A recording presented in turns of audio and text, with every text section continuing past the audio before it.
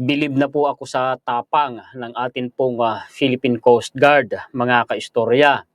Dahil sa kabila po ng kanilang liit ng bilang at liit ng mga vessels kung ikukumpara po mga kaistorya sa bilang no ng mga personnels at vessels po ng Chinese Coast Guard, aba ay isipin ninyo ang balitang ito mga kaistorya. Ha? Ang PCG vessel po, particular na po ang BRP Teresa Magbanwa ay hinarang po at itinaboy ang monster ship po ng China na nagtangkang bumalik at pumasok sa exclusive economic zone ng Pilipinas malapit po sa probinsya ng Zambales. Kita ninyo ang balita na yan. January 11, 2025.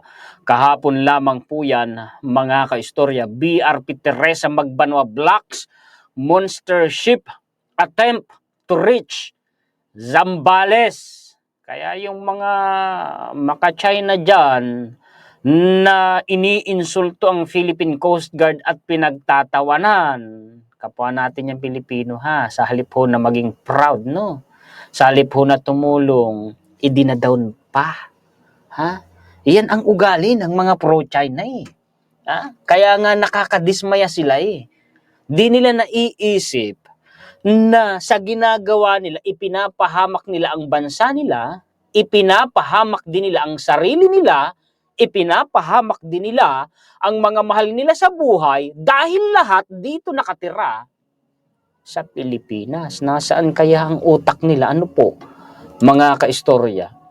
Sige, basahin ko po ang balitang ito, mga kaistorya. Pakishare po at pakilike para malaman po ng ating mga kababayan. Alam nyo, ang mapapansin nyo dito, talagang malakas ang loob ngayon ng Coast Guard natin at Navy natin dahil suportado sila ng administrasyon. Di kagaya dati, gusto nilang pumalag, hindi makapalag.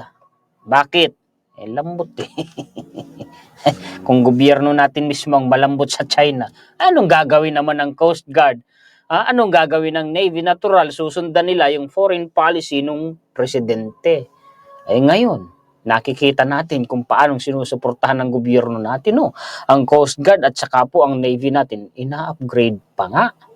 Hindi lang sa kasanayan, kundi sa mga assets. Oo, mga high-tech na mga assets ngayon. At dadagdagan pa, ginawan ko nga ng content yan Isipin ninyo, 40 humigit kumulang na vessels idadagdag dyan sa Coast Guard natin at dadagdagan pa ng 5 kasinlaki ng BRP Teresa Magbanwa. Kita ninyo, pagkaganda mga kaistorya. BRP Teresa Magbanwa Blocks monster ship attempt to reach Zambales. Basahin nga natin, ay salamat naman kung ganon The Philippine Coast Guard's vessel, BRP Teresa Magbanwa, has successfully blocked. Inarangan nga po the attempts of China Coast Guard 5901 monster ship to reach the shores of Zambales. May tangka-ika Nagtangka-ika ng monster ship na ito ng China na marating nila ang baybayin ng Zambales. Subalit, hinarang sila ng Philippine Coast Guard.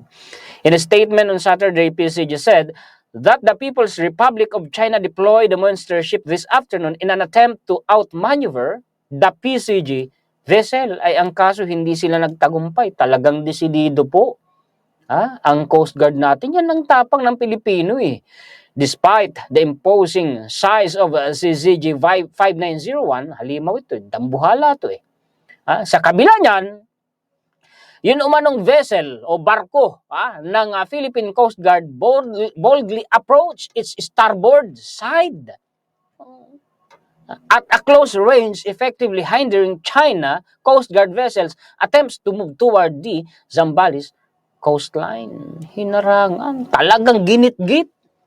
Ay salamat po kung ganun mga kaistorya. The PCG commended the crew. Dapat ito bigyan po ninyo ng parangal ang mga crew na ito ng BRP Teresa Magbanwa. Abay, hindi ho biro yung ginawa nila. Buwis buhay po yun. The PCG commended the crew and members of the BRP Teresa Magbanwa in the continued vigilance despite intimidation from the Chinese Coast Guard. Salamat sa inyo. Ako po'y pinapalakpakan ko po kayo. Kudos po sa inyo. Congratulations po. Salamat po sa inyo. Sa mga crew po ng Philippine Coast Guard. Salamat din po sa National Security Council. Salamat Diyan kay Commodore J. Tariela. At salamat po higit sa lahat sa ating Pangulong Bongbong Marcos Jr. Ano po?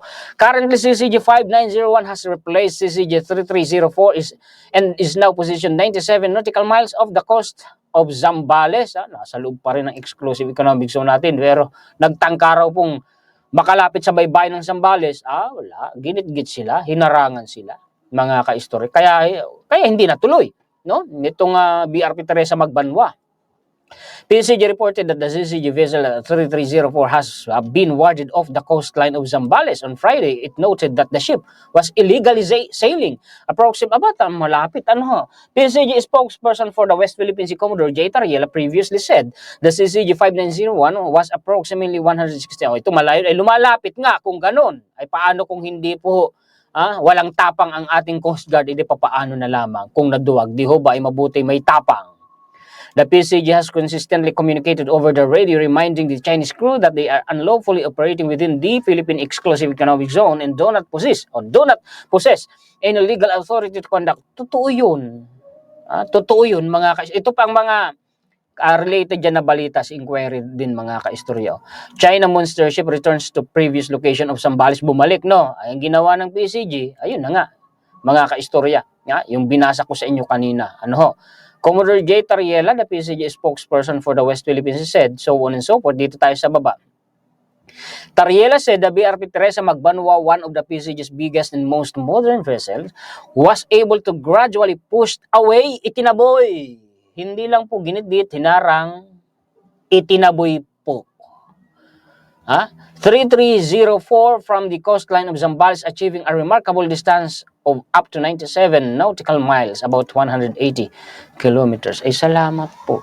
This strategic maneuvering by the BRP Teresa Magbanwa has prompted the People's Republic of China to deploy the China Coast Guard 5901 monster ship this afternoon as they attempt to outmaneuver the PCG vessel. Ngunit hindi sila nagtagumpay ito. But he said, no amount of intimidation from China Coast Guard could deter the resolve and dedication of the PCG crew. Hindi nila kaya ikang sindakin yung mga crew ng PCG. Iba na ang level ng tapang ngayon. Lalo na mga Pinoy. Mga Pinoy nga gusto bakbakan. Asar na nga sa China eh. Ako man lang na ito eh. Ay kaya lang hindi ganun. Hindi po pabigla-bigla. Mga kaistorya ngayon, ito pa. Dagdag na balita. Ayaw ng China na lumakas ang Pilipinas. Hindi ba't nakadeploy dyan sa North Luzon, mga kaistorya? Yun pong Typhoon missile launcher ng Amerika. Hindi na tinanggal dito. At bibili pa nga po, di po ba, ng Typhoon missile launcher ang Pilipinas. Ang Typhoon missile launcher na ito ay kaya pong magpalipad ng dalawang klase ng high-tech na missile, SM-6 at saka po Tomahawk missile. Yung Tomahawk missile, mga kaistorya, ay kaya pong marating, kayang pasabugin ang mainland ng China, kaya iniiyakan ito ng China, mga kaistorya. Alam ng China, kinukontra ng China. Palalalain daw ang tensyon. At kumbaga, ipinangangalandakan na maling desisyon ito ng Pilipinas. Anong karapatan nila na pakialaman ang desisyon ng Pilipinas? Ibig sabihin, umiiyak, takot, mga kaistorya. Ayaw lumakas ang Pilipinas. Bakit iniiyakan? Ito yan eh. Yung naka-highlight eh.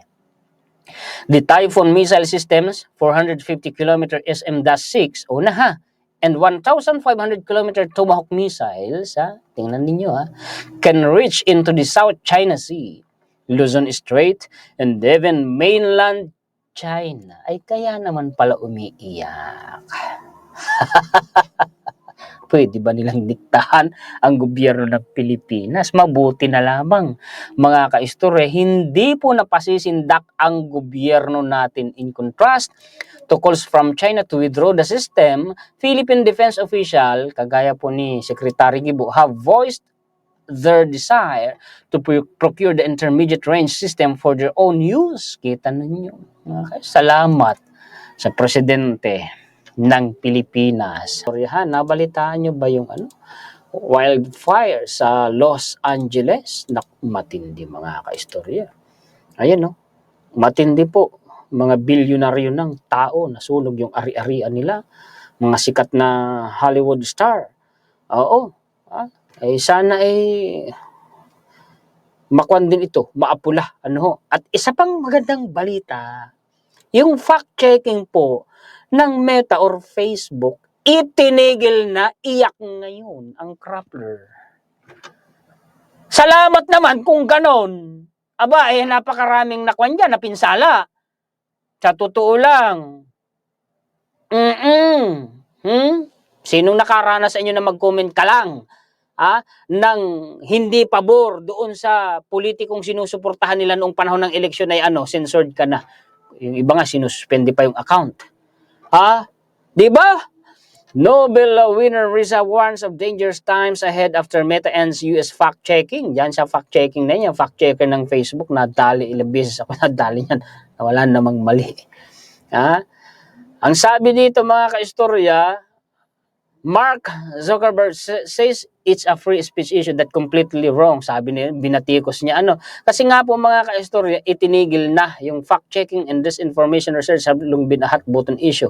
Ayan, itinigil na po yan mga kaistorya. Salamat naman. Kung ganun. Wala silang magagawa. Desisyon nyo na Meta Sinara ko yung pinto ng studio ko kasi po may lakas yung nagbibideo ko kaya nakita niyo tagaktak yung pawis ko. Pasensya na mga kaistorya. Yan po ang mga balita at impormasyon na maihahatid sa inyo ng inyong kaistorya. Kasama ang atin pong mga komentaryo, kritisismo, opinion. Mga kaistorya.